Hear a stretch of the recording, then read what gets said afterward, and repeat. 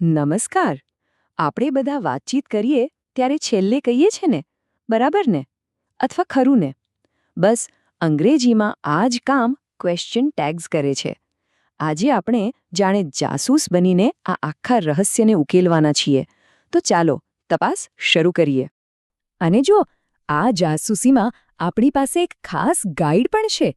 એ છે ડૉક્ટર દીપક ચૌધરી દ્વારા તૈયાર કરાયેલી ક્વેશ્ચન ટેગ ડિટેક્ટિવ પદ્ધતિ. ખરેખર આ પદ્ધતિ આપણને અંગ્રેજી વાતચીતના આ કોયડાને ઉકેલવામાં જબરદસ્ત મદદ કરશે. ઓકે, તો ચાલો આપણે કેસ ફાઇલ પર એક નજર નાખી લઈએ. સૌથી પહેલાં આપણે સમજીશું કે આ ક્વેશ્ચન ટેગનો કેસ શું છે, પછી એનો ગોલ્ડન રૂલ જાણીશું, આપણી જાસૂસી ટૂલકિટ તૈયાર કરીશું અને પછી અમુક અઘરા કેસોને પણ ઉકેલીશું. અને હા, છેલ્લે એક પરીક્ષા તો ખરી જ. તો ચાલો તપાસ શરૂ કરીએ આપણા પહેલા સવાલથી. આખરે આ ક્વેશ્ચન ટેગ્સ છે શું? અને એવું તો શું છે એમાં કે એનાથી વાતચીત વધુ જીવંત અને રસપ્રદ બની જાય છે? અહીં જુઓ, આ તફાવત કેટલો સ્પષ્ટ છે. એક તરફ એક રોબોટ સીધું બોલે છે, આજનો દિવસ સુંદર છે, એકદમ સપાટ. પણ બીજી તરફ એક છોકરો વાતચીતને આગળ વધારવા અને સામેવાળાની હામાં હા મેળવવા પૂછે છે, આજનો દિવસ સુંદર છે નહીં? બસ આ જ તો છે ક્વેશ્ચન ટેગનો અસલી જાદુ. દરેક જાસૂસીમાં એક મુખ્ય નિયમ હોય છે, જે ક્યારે ભૂલવાનો નહીં. ક્વેશ્ચન ટેગ્સનો પણ એવો જ એક સુવર્ણ નિયમ છે. જો આ એક નિયમ બરાબર સમજાઈ ગયો ને, તો સમજો કે અડધો કેસ તો ત્યાં જ સોલ્વ થઈ ગયો. હવે આ ચિત્ર જુઓ, કેટલું મસ્ત છે! આ બિલકુલ એક સીસો જેવું છે, ખબર છે? જો વાક્ય હકારાત્મક એટલે કે પ્લસ હોય તો એને બેલેન્સ કરવા માટે ટેગ નકારાત્મક એટલે કે માઇનસ હોવું જોઈએ. અને એનાથી ઊંધું, જો વાક્ય નકારાત્મક એટલે કે માઇનસ હોય તો ટેગ હકારાત્મક એટલે કે પ્લસ હોવું જોઈએ. સિમ્પલ, બસ આટલું જ યાદ રાખવાનું છે. ચાલો, હવે મુખ્ય નિયમ તો આપણે જાણી લીધો. તો હવે સમય છે આપણી ડિટેક્ટિવ ટૂલકિટ તૈયાર કરવાનો. ક્વેશ્ચન ટેગ બનાવવા માટે આપણને કયા કયા ખાસ સાધનોની જરૂર પડશે, ચાલો જોઈએ. આપણું પહેલું અને સૌથી જરૂરી સાધન છે કોન્ટ્રેક્શન મશીન. એક વાત ગાંઠ બાંધી લેજો, ક્વેશ્ચન ટેગમાં હંમેશા ટૂંકા રૂપનો જ ઉપયોગ થાય છે. એટલે કે ઇઝ નોટ નહીં, ઇઝન્ટ, વિલ નોટ નહીં, વોન્ટ. સમજાયું ને? સારું, આપણું બીજું સાધન છે મદદનીશ ક્રિયાપદ સ્કેનર. વાક્યમાં બસ આ શબ્દો શોધવાના છે: એમ, ઇઝ, આર, વોઝ, વર. જો આમાંથી કોઈ મળી જાય તો આપણું કામ બિલકુલ સહેલું થઈ જાય છે. બસ એને જ ટેગમાં વાપરી લેવાનું. અને આપણું ત્રીજું સાધન છે શક્તિશાળી મોડલ્સને ઓળખવાની કળા. જો વાક્યમાં કેન, કુડ, શુડ, મસ્ટ જેવા પાવરફુલ શબ્દો દેખાય તો એ પણ મદદનીશ ક્રિયાપદની જેમ જ કામ કરશે. એને પકડીને સીધું ટેગમાં મૂકી દેવાનું, બસ. પણ હવે એક મોટો પડકાર.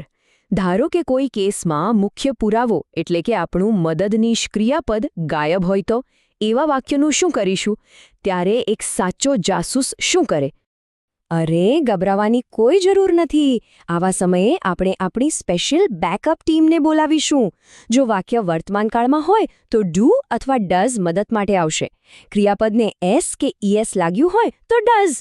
જેમ કે હી પ્લેઝ ક્રિકેટ, ડઝન્ટ હી?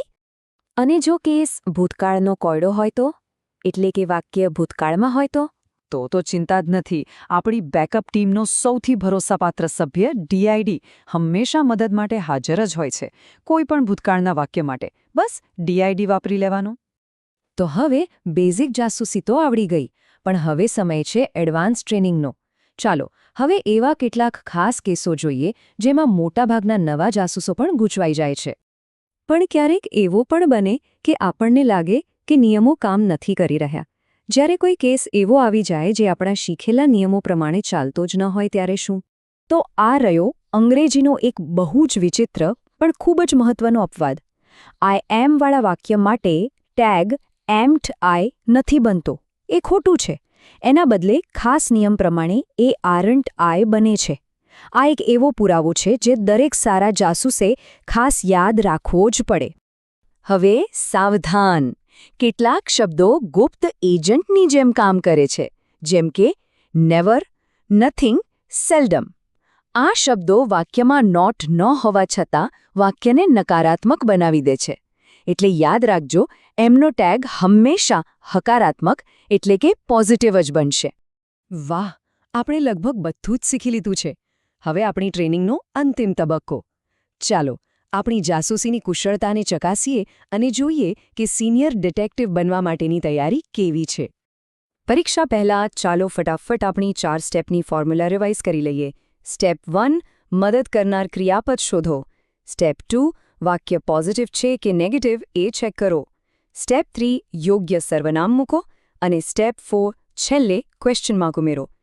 અને હા, એક પ્રો ટિપ, ટેગમાં ક્યારેય નામ નહીં, હંમેશા સર્વનામ જ આવશે.